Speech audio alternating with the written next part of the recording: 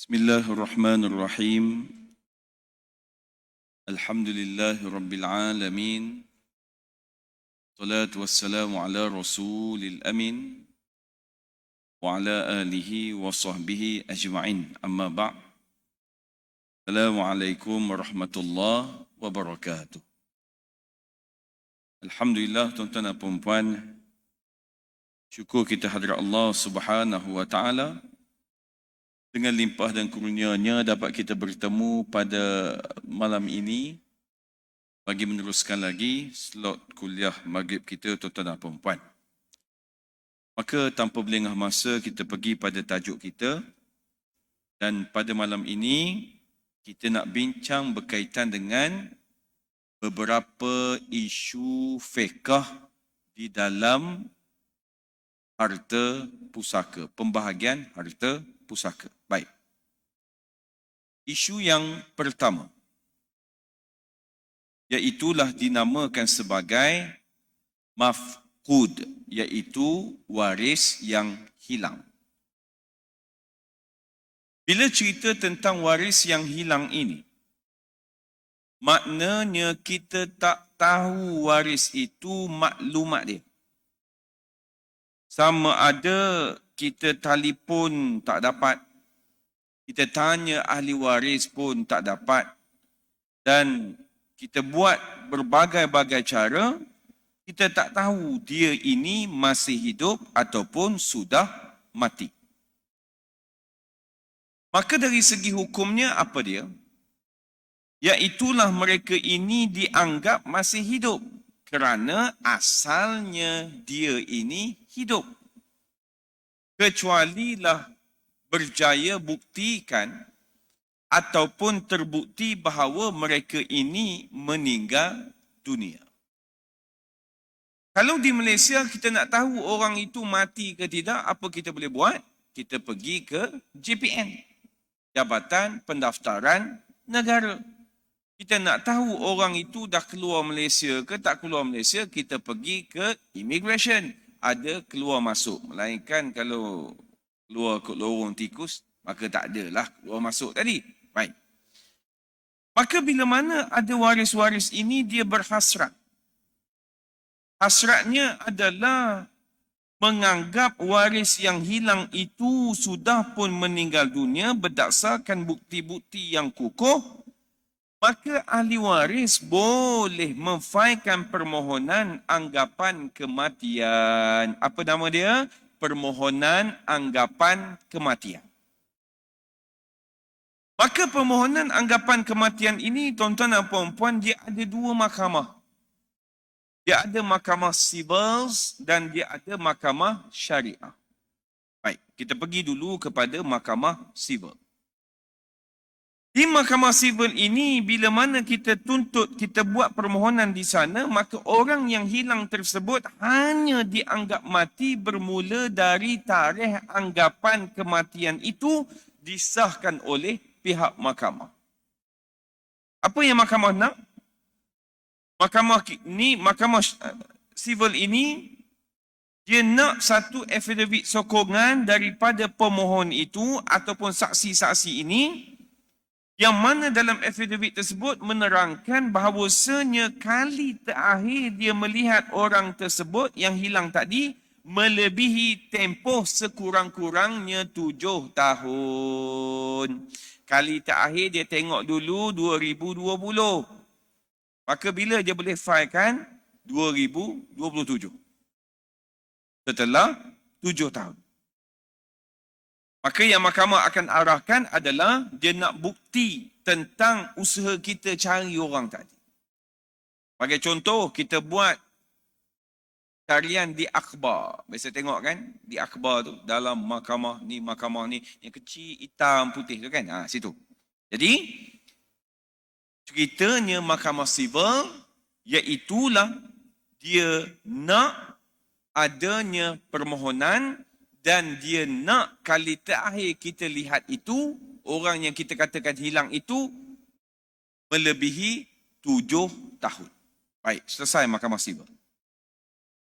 Maka di mahkamah syariah bagaimana pula?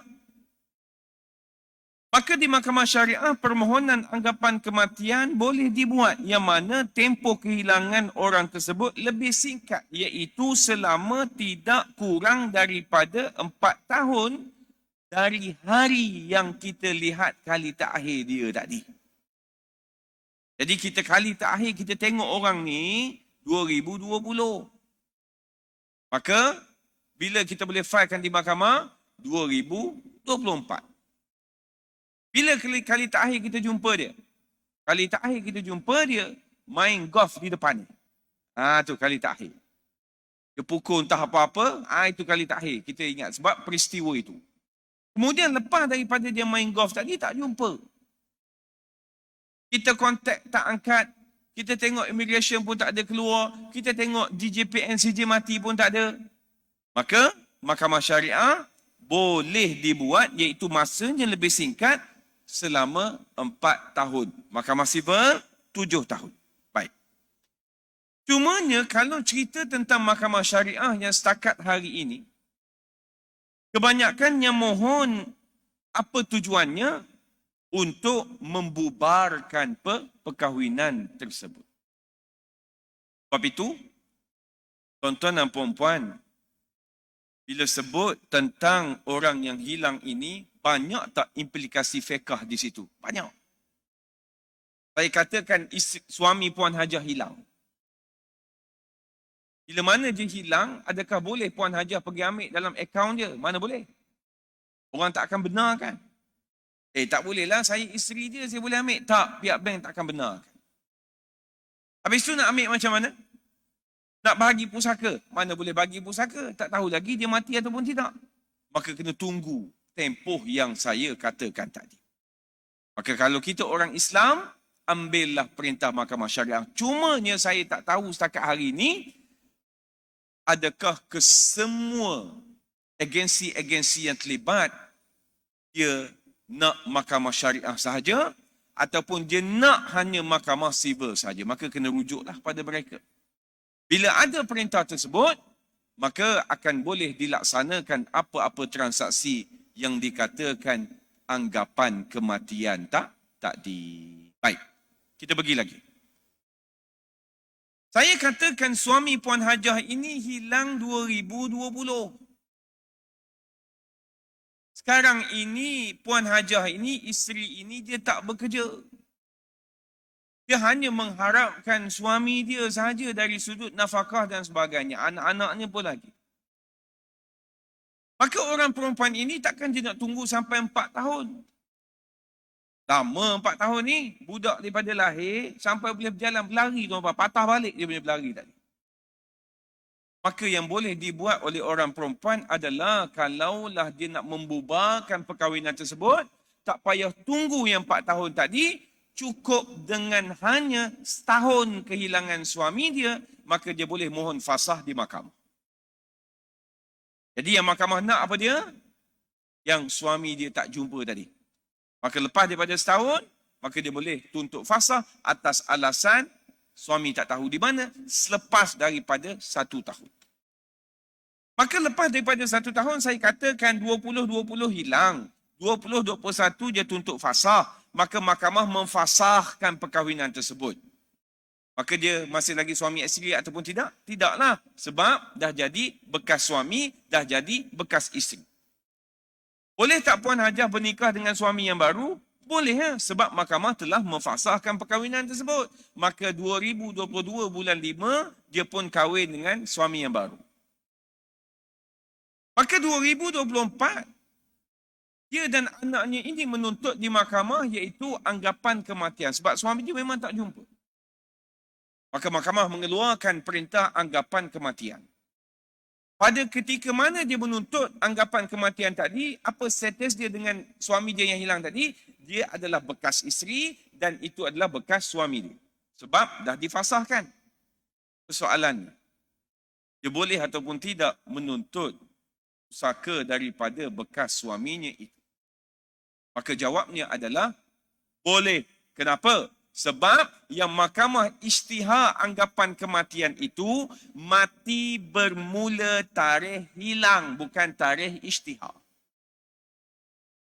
Tarikh hilang bila? 20-20. Dia fasah bila? 20-21. Dia kahwin bila? 20-21. Kahwin dengan suami yang baru. Maka antara mati dengan fasah sampai dulu, mati. Sebab yang Mahkamah Isytihad 2024 tadi, anggapan kematian bermula 20-20. Bukan 20-24. Kalau bermula 20-24, makna kata yang 20-21 tadi dia dah fasah, dia bukan lagi suami isteri. Maka 20-24 ini kalau di isytihad kita katakan bermula tarikh 2024, maka dia bukan lagi status suami isteri. Tapi 20-20 sebab Mahkamah Isytihad tadi 2024, anggapan itu bermula 2020, maka dia masih lagi suami isteri. Sebab itu, tak payah nak tunggu lama-lama. Anda kata lebih pada setahun, tak jumpa juga, maka untuk fasah je lah. Maka mahkamah akan memfasahkan. Habis tu boleh kahwin baru? Boleh. Jumpa pakwa lama, maka akad nikah lah. Dengan pakwa lama tadilah. Okay, baik. Itu yang pertama. Kita pergi kepada yang kedua. Isu fiqh yang kedua adalah berkaitan dengan penama. Kita sembang baik-baik punya isu penama ni. Sebab duk bercakap isu penama ni banyak kali dah. Rupanya banyak lagi yang tak tahu. Baik. Status penama ini tidaklah menjadikan penama itu secara langsung sebagai penerima mutlak harta si mati. Penama, orang ni dia carum satu benda. Contoh KWSP. Maka dia letakkan penama ni orang tu. Maka orang itu dikatakan di sini bukanlah sebagai penerima mutlak bagi harta yang ada tadi. Okay? Bahkan penama hanyalah bersifat sebagai wasi. Apa maksud wasi? Iaitulah pentadbir bagi harta si mati. Okey. Apabila si mati menamakan seseorang sebagai penama, maknanya bukanlah hasrat si mati ni waktu dia hidup dulu menghadiahkan harta tersebut kepada penama. Bukan. Orang letak nama kita sebagai penama, bukan dia hibah, bukan dia beri harta itu pada kita. Maka ini tidak dikategorikan sebagai hibah. Kalau hibah, maka berkuat kuasa serta-merta. Sedangkan tujuan prosedur penamaan bukanlah untuk memberi kesan pemindahan harta secara serta-merta. Jadi lepas daripada ini, kalau ada saja isu yang kita katakan penama, ada je terms penama, maka tuan-tuan dan puan kena beritahu pada dia, tugas engkau bukan ambil semua, tugas engkau sebagai pentadbir. Apa maksud pentadbir? Pentadbir maknanya dia ambil harta tadi, maka dia bahagi secara faraid. Bukan pentadbir tadi, dia ambil harta tadi, dia masuk dalam akaun dia. Bukan makna pentadbir tadi, dia ambil dalam akaun dia, maka dia kata, okay, upah aku separuh. Tak. Tugasnya adalah untuk ambil dan bahagi kepada ahli waris yang ada. Maka perkara ini tuan-tuan dan puan-puan dah jelas lama dah. Kalau kita lihat Jawatankuasa Fatwa Majlis Kebangsaan bagi Hal Ehwal Agama Islam yang bersidang pada 20 September 1973. 73 ni saya dah lahir ke belum? Belum lah tuan-tuan dan puan. Saya lahir 86. Semalam birthday saya. Mana hadiah? Bawa hadiah lain kali. Kek apa kan? Kek. Jadi, dan juga bersidang pada 19 September 2000. Apa yang keputusan yang ada? Memutuskan bahawa penama adalah wasi atau pentadbir harta dan penama hendaklah membahagikan harta peninggalan si mati tersebut mengikut hukum faraid. Jadi sudah-sudahlah di kalangan kita yang masih lagi blur, yang masih lagi tak faham tentang isu penama. Kalaulah kita kata si mati ini meletakkan penama 3 orang, bukan makna kata harta dia tadi ni bahagi 3, cerdik. Harta dia tadi, 3 orang ini penama tadi, ambil, kumpul, bahagi kepada ahli waris yang ada. Persoalannya, kenapa dibuat penama-penama ni, Ustaz? Jawabnya adalah untuk memudahkan. Mudah ke? Mudah. Sebab bila mana kita maklum saja pada satu institusi itu bahawasanya dah berlaku kematian, tunjuk sijil mati dan sebagainya, maka tak perlu nak panjat mahkamah dan sebagainya, maka dia akan transfer kepada penama-penama tadi. Solid. Kalau penama itu penama tunggal, duit KWSP ada 500,000, maka 500,000 itu akan masuk ke dalam akaun dia. Soalannya, siapakah yang akan selia penama-penama ini untuk membahagikan harta tersebut? Kalau dia tak bahagi, Ustaz, apa hukum? Jelas. Kalau dia tak beri, hukumnya haram. Berdosa kerana dia mengambil hak orang lain. Takkan berdosa, Ustaz, sebab si mati itu adalah suami dia. Dia ni isteri. Takkan dia tak dapat langsung? Dia dapat. Dapatnya adalah bahagian dia sahaja. Bahagian bagi isteri, kalaulah si mati suami dia ada anak, maka dia akan dapat 1/8. Kalau suami dia tak ada anak dengan dia ataupun dengan isteri yang dulu, maka dia akan dapat 1/4. Itu sahaja. Maka lebih lagi tu, maka hendaklah dibahagikan kepada ahli waris yang lain mengikut hukum faraid. Sebab itu tuan-tuan dan puan-puan, saya yakin dan percaya tuan-tuan dan puan mengisi ruangan penama ini waktu mula-mula bekerja dulu. Bila mana mula-mula bekerja dulu, umur 20-an. Walaupun ada pun kita kata belasan tahun. Ada orang yang mana dia tak tukar penama lain. Penama itu nama siapa? Penama bekas isteri dia dulu. Sebab dia kerja dulu, dia baru kahwin. Disebabkan cinta yang mendalam sangat, maka dia letakkan nama isteri dia. Isteri dia pula penama tak bubuh nama suami dia. Tak tahu cinta tak dalam ke macam mana, tak tahu. Maka dia bubuh nama orang lain pula. Ini banyak berlaku. Maka bila mana dia bercerai, dia lupa untuk menukar penama tersebut. Maka bila mana dia mati, pihak KWSP telefon janda dia tadi, kami nak transfer duit ni. Duit apa ni? Duit KWSP yang diletakkan nama puan selaku penama. Maka menitik air mata janda dia tadi. Subhanallah. Ingat lagi bekas suami aku dekat aku. Dia beri duit dia.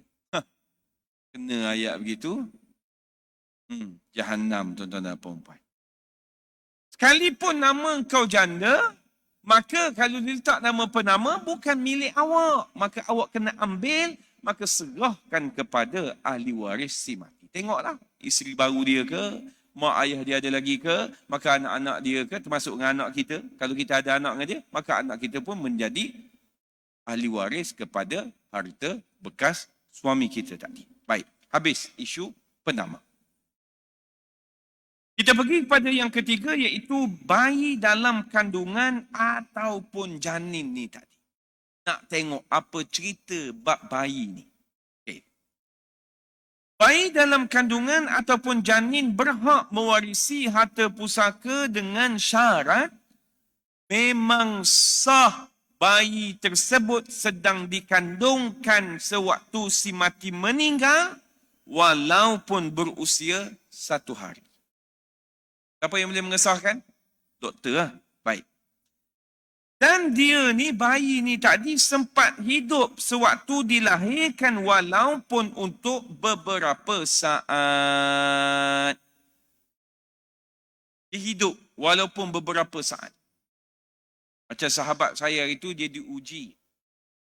Isteri dia mengandung, kemudian bayi tadi dia tak ada tengkorak.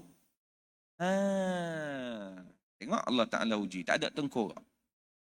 Maka doktor kata dah, Kalau beranak ni sekejap dia pun meninggal. Maka keluar tadi, orang kali nak say hi dekat mak ayah, zap, tak ada lah. Termasuk tak dalam golongan ni? Termasuk. Siapa yang boleh buktikan bahawa dia hidup lepas dia dilahirkan? Doktor. Kerana doktor itu adalah pendapat pakar. Baik. Maka Nabi SAW bersabda, apabila seseorang bayi sudah menangis, maka ia berhak mendapat warisan, dapat harta pusaka. Baik. Untuk menetapkan kewujudan bayi di dalam kandungan ibunya, maka perlulah dilihat kepada dua perkara. Yang pertama, perbezaan waktu akad nikah dengan kelahiran anak tersebut. Yang kedua adalah perbezaan waktu perceraian dengan kelahiran anak tersebut. Penting bab ini. Sebab itu orang perempuan kena belajar dalam bab itaran haid dan istihadah. Orang perempuan kena ingat kepada 4 rumus ini. Apa dia, Ustaz? Sekurang-kurang haid berapa lama? Haid yang paling sedikit yang diiktiraf sebagai haid. Jawabnya adalah sehari, semalam atau 24 jam. Yang kedua, sebanyak-banyak haid berapa lama? Iaitulah 15 hari, 15 malam. Tak ada dah lebih daripada itu. Kemudian yang ketiga, sekurang-kurang suci berapa lama? Iaitulah 15 hari, 15 malam. Dan yang terakhir, yang keempat, sebanyak-banyak suci berapa lama? Iaitulah tiada had, tak ada had. Maka kalau ditimbulkan persoalan, kalau orang itu dia mengandung, boleh tak dia datang haid?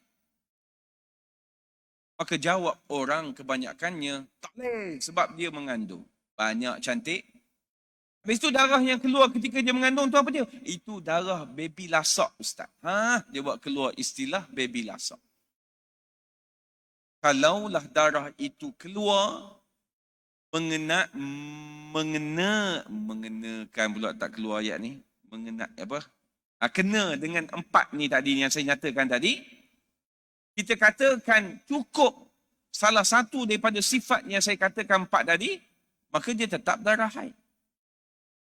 Sebab sekurang-kurang haid adalah sehari semalam ataupun 24 jam. Sebab itu orang perempuan, saya katakan, kalau keluar darah haid itu warna kuning 10 hari. Kemudian warna hitam 15 hari. Bersambung ni, 10 campur 15, 25 hari. Darah apa? Buatnya dia tak belajar. Darah haid, Ustaz. Salah. Sebab bila mana darah itu yang berlainan warna yang lebih daripada 15 hari. Sebab maksimum darah haid adalah 15 hari, 15 malam. Apa perlu dibuat?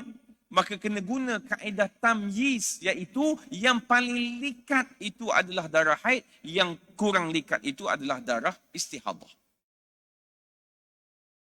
Maka yang 10 hari yang pertama itu dia tak semayang, Ustaz. Betul? Maka wajib untuk dia qada balik. Sebab itu orang perempuan di pejabat dia kena ada tandas yang berbeza seperti orang lelaki. Apa dia? Dia kena ada bilik mandi. Saya katakan pukul 10 pagi dia keluar darah. Maka pukul 1 berhenti. 10 sampai pukul 1 berapa jam? 4. Wajib tak dia solat zuhur? Wajib lah. Sebab baru 4 jam. Sekurang-kurang haid yang kita cerita sebelum ini, yang cerita-cerita tadi adalah sehari semalam ataupun 24 jam. Maka tidak lagi mencukupi syarat sekurang-kurang haid. Yang saya cerita ini bagi orang yang tak normal. Bagi orang normal keluar pukul 8. No. Besok baru berhenti. Itu cerita lain. Ini saya cerita yang lain. Sebab itu, bab ini, saya ceramah juga pada muslimat di masjid dan di surau. Kerana majoriti daripada kita belajar dalam bab ini, dia hanya belajar hearsay, dengar kata. Dengar cakap. Kalau tuan-tuan haji, abang-abang tak percaya, balik nanti cuba tanya orang perempuan yang berdekatan dengan kita, tak kira lah isteri ke adik-beradik ke, cuba tanya dia, awak ada beli tak buku berkaitan dengan haid dan istihadah? Maka saya katakan, barangkali tidak. Maka dia belajar dalam bentuk apa? Dia dengar orang berkata, dia dengar orang cakap. Maka bila dengar orang cakap, kita katakan kepada dia, andai katalah suami awak menceraikan awak di waktu awak mengandung 7 bulan. Hari ni genap 7 bulan awak mengandung. Ni anak suami awak ni dengan suami awak. Maka genap 7 bulan itu suami awak menceraikan awak. Maka kita tanya dia, bila jatuh talak? Maka dia jawab dengan selamba, jatuh talaknya ustaz selepas isteri tadi melahirkan anak tersebut. Jahanam. Jatuh talaknya waktu yang dia lafaz tu lah. Yang jadi jawab lepas melahirkan anak itu adalah habis tempoh iddah perempuan yang mengandung diceraikan oleh suami dia. Situ pun salah. Di bab ini kena hati-hati. Sebab itu di mahkamah tuan-tuan dan puan, bila mana satu kes perceraian hadir di hadapan hakim tadi, sebelum mahkamah membenarkan si suami itu melafazkan lafaz cerai, dia akan tanya kepada si isteri itu, hari ini awak suci ke tidak? Dia jawab suci. Hakim tanya lagi, hari ini awak suci yang disetubuhi ke tidak disetubuhi? Dia pun kata, apa maksud Tuan Hakim? Maksud saya dalam tempoh suci ni awak kata awak suci tadi ni, berlaku tak persetubuhan? Dia kata berlaku. Bila? Malam tadi. Oh, malam tak disetubuh, pagi ni bercerai? Kenapa malam tadi setubuh, hari ni nak pergi mahkamah cerai? Sebab suami kata malam tadi untuk kali terakhir sayang. Pelik. Pelik Haji. Pelik. Kalau begini apa yang mahkamah selalu buat? Mahkamah akan tangguh kes. Sama juga dalam keadaan haid. Sebab tuan-tuan kena ingat, menceraikan isteri mengikut keadaan-keadaan ni, dia hukumnya adalah berbeza. Dia ada yang bid'ai. Kan? Yang boleh rajai, bid'ai. Dia ada yang sunni, dia ada yang bid'ai, dia ada yang bukan sunni, ada bukan bid'ai, dia ada hukum-hukumnya tertentu. Dia ada hukumnya tersendiri. Maka hakim tak nak terlibat dengan hukum tersebut. Sebab hukumnya yang paling kita katakan di sini, caranya adalah dalam keadaan suci yang tidak disetubuhi. Budak ini. Kadang-kadang kes pengesahan lafaz cerai, betul awak yang tulis ni, WhatsApp ni pada isteri awak, menceraikan isteri awak? Betul, Tuan Hakim, saya yang tulis. Tapi saya tulisnya yang tekan butang send WhatsApp ni kawan saya. Pula dah. Ingat, kalau ikutkan perangai jahat kita, rasa nak starlight dahi dia 5 kali, tuan-tuan dan puan. Okey, baik. Habis, berkaitan dengan bayi dalam kandungan ataupun janin. Kita pergi kepada yang keempat. Iaitulah kematian serentak. Ni tanah runtuh ni. Tanah runtuh ni kan? Tak kisahlah. Kita katakan barangkali ada yang Muslim. Tanah runtuh ni. Siapa boleh buktikan bahawa sebenarnya dia ni mati dulu, dia ni mati. Mana nak tahu, tak ada bukti. Kalau insiden kereta, boleh buktilah sikit. Mana kata siapa yang mati di tempat kejadian dengan siapa yang mati di hospital. Sebab kalau mati di tempat kejadian, selalunya polis, ambulans tak akan ambil dah. Polis ambil lah, ambulans tak akan ambil. Yang akan bawa ke hospital adalah yang hidup lagi. Walaupun nyawa-nyawa ikan. Baik. Dalam kes kematian serentak, kematian bersama, contohnya dalam kes kemalangan jalan raya, kapal tenggelam, nahas kapal terbang, MH17, helikopter, gempa bumi dan sebagainya, maka hukumnya adalah tiada pusaka mempusakai di antara mereka yang mati tadi. Disebabkan tak tahu siapa mati tu. Kalau saya katakan yang A ni mati pukul 10, yang B mati 10:01. Boleh tak mempusakai? Boleh. Yang B akan mempusakai harta yang A tadi. Dia hidup seminit je Ustaz. Ya, dia mempusakai. Tapi dia mati tak. Dia tetap mempusakai. Maksud mempusakai adalah harta A ini hendaklah dibahagi kepada B. Habis tu harta yang B dapat daripada A, dia mati dah. Maka harta yang dia dapat tadi, gaulkan pula dalam harta B untuk dibahagikan kepada ahli waris B tu pula. Jadi, dalam kematian yang serentak ini, tuan-tuan dan puan-puan, dia tidak akan saling mewarisi antara satu sama lain kerana, kalau saya lihat di sini, Muzakarah Jawatankuasa Fatwa yang bersidang pada 2008, ini berdasarkan syarat-syarat pewarisan waris hendaklah masih hidup semasa kematian orang yang mewariskan. Harta kita ni, bila mana kita mati, siapa yang akan mewarisi? Orang yang hidup waktu kita mati tadi. Kita mati pukul 10, siapa yang hidup ketika itu? Kita ada 10 ahli waris. 10 ahli waris ini ada tak yang hidup? Ada 10 Ustaz. 10 akan mewaris.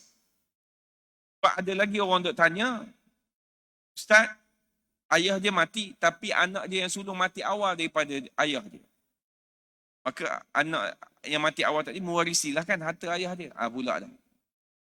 Mana boleh mewarisi orang mati dia terputus. Orang mati ni dia terputus semuanya. Kita ni bila mana mati, tuan-tuan dan puan yang rumah di Jentayu sebelah ni pun, maka rumah tu tak jadi milik tuan-tuan dan puan, habis. Cukup sangat tu saja.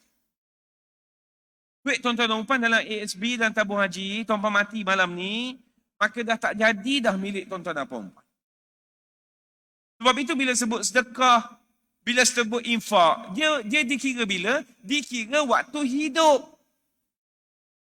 Sebab itu waktu hidup ini, kita cari harta itu susah. Kalau dulu gaji 3,000, terpaksa hold 2,000 untuk simpanan. Makan 1,000 aja. Berapa lama makan 1,000 tadi ni? 20 tahun juga Ustaz. Letih ke tidak? Letih. Bila namanya letih, yang kita sabar, yang kita tahan 20 tahun tadi, biar berbaloi bila mana kita mati kelak. Berbaloi macam mana? Berbaloi bila mana menghadap Allah Ta'ala nanti, harta tadi yang bantu kita. Tu cerita dia. Ada orang tuan-tuan dan puan, dia cari harta, sampai dia terlupa dengan dia cari tadi, dia tak jadikan yang dia cari itu akan memberi manfaat kepada dia. Ini ramai orang terlupa. Sebab kenapa? Sebab dia duk fikir dia lambat lagi mati. Betul tak? Malam ni dia dengar ceramah saya, dia teringat mati.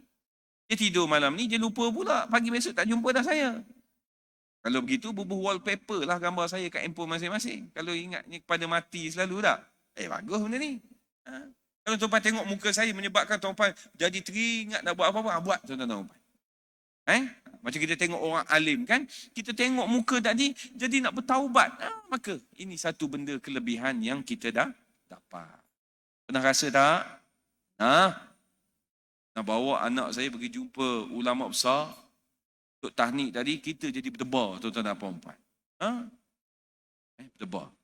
Kenapa kita berdebar? Kita banyak dosa, tu cerita dia. Kan? Okey, baik. Yang kelima. Kena kejar ni. Baik.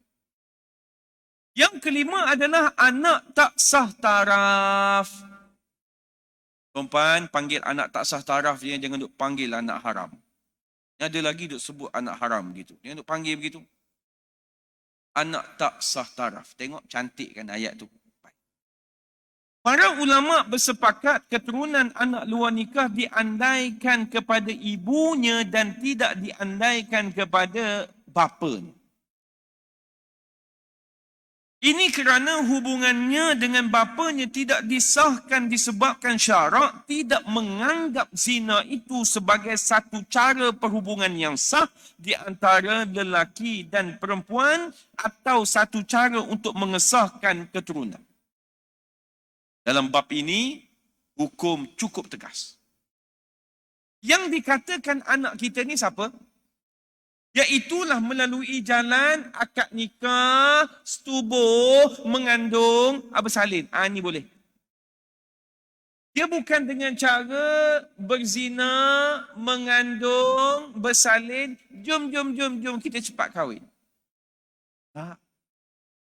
Dia mesti dengan cara akad nikah, setubuh, mengandung, bersalin.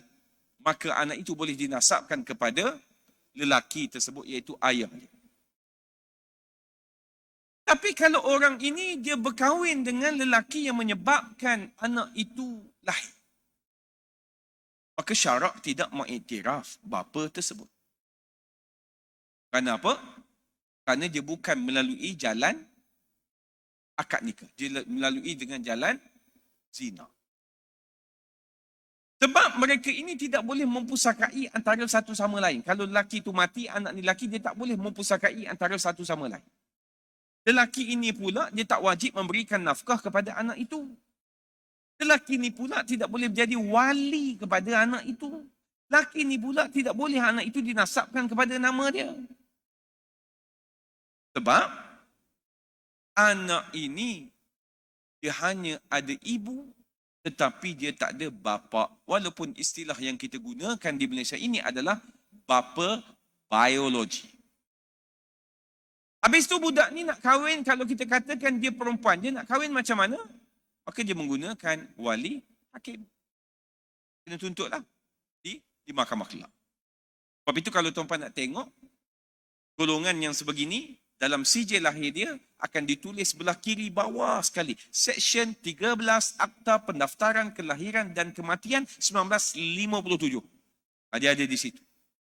Balik nanti cuba tengok sijil lahir masing-masing. Cuba tengok. Betul tak Ustaz Ihsan cakap? Kenapa saya punya tak ada? Awak tak ada lah semua. Awak bukan anak tidak sah taraf. Baik, yang terakhir. Iaitulah khunsa muskil. 4 minit lagi. Baik, khunsa muskil. Apa maksud khunsa muskil? Khunsa muskil ni tuan-tuan dan puan-puan, iaitulah seseorang yang tidak jelas tanda-tanda kelakian dia ataupun tidak jelas tanda-tanda keperempuanan dia pada diri dia. Dan tidak dapat diketahui sama ada dia ini merupakan lelaki ataupun perempuan. Dan khunsa muskil ini juga memiliki dua kemaluan, iaitu dia ada kemaluan lelaki dan dia ada kemaluan perempuan. Dan tidak dapat dipastikan keadaannya dari kedua jenis tersebut, iaitu sama ada dia lelaki ataupun perempuan. Unsa, bukan pondan. Pondan lelaki. Walaupun dia buang kemaluannya, maka dia operate menjadi bentuk farash yang dikatakan kononnya farash tadi, dia tetap lelaki. Dia tetap lelaki. Kalau tuan-tuan tanya saya ada tak pengalaman dengan pondan? Ada. 5 tahun dulu jadi pendakwa syar'i di Kuala Lumpur, kita biasa dakwa golongan-golongan ini. Seksyen tak ingat, kesalahan dia adalah lelaki berlagak seperti perempuan. Itu kesalahan dia. Jadi yang tangkap siapa? Penguatkuasa Jawi lah. Ingat senang nak tangkap pondan. Dia lari laju tu tak? Mai. Kemudian dia pakai kasut tinggi. Kalau dia lari, dia tinggal kasut. Bila dia jatuh, berdarah. Bila berdarah, nak pegang jangan buat main, takut ada penyakit. Kemudian bukan boleh main tangkap gini. Kena kat sini, pecah silikon, mati tempat kejadian, jahanam menguat kuasa tadi. Tak tangkap macam mana? Tangkap begitulah. Janganlah ya, begitulah tuan-tuan dan puan. Jadi, nak ceritanya tentang khunsa muskil ini, pendapat Imam Malik, Abu Yusuf Khunsa muskil dikira pertengahan antara bahagian lelaki dan bahagian perempuan. Contoh, si mati ni dia tinggalkan seorang anak lelaki, seorang anak perempuan dan seorang khunsa muskil. Bagaimana nak bahagi pusaka kepada ketiga-tiga ini? Maka kita samakan pembawah 999. Anak lelaki dapat berapa? 4/9. Anak perempuan, dia dapat separuh daripada anak lelaki. Maka 2/9. 4/9 anak lelaki, 2/9 anak perempuan. Maka anak yang khunsa muskil tadi, dia tengah-tengah. Berapa? 3/9. Jadi, khunsa muskil ini mendapat pertengahan antara bahagian anak lelaki dan perempuan. Makna kata, lebih daripada anak perempuan, tetapi kurang daripada anak lelaki. Itu bagi kes khunsa muskil. Cerita pondan tadi ni. Kalau dia kata dia perempuan, kita nak dengar cakap dia ke apa? Kita tengok kepada IC dia, sijil lahir dia. Maka IC yang sijil lahir itulah yang mahkamah nak, dan di situlah yang akan kita tentukan bahagiannya mengikut hukum faraid. Jadi sekadar itu saja tuan-tuan dan puan-puan. Kita berjumpa lagi di lain waktu, lain ketika, di bulan ini juga, iaitu 23 hari bulan. Ya ke 23? Tak, 28. 23 ganti pada hari ini, kita jumpa pada 28 hari bulan. Minta maaf banyak. Wabillahi taufiq wa hidayah. Assalamualaikum warahmatullahi wabarakatuh.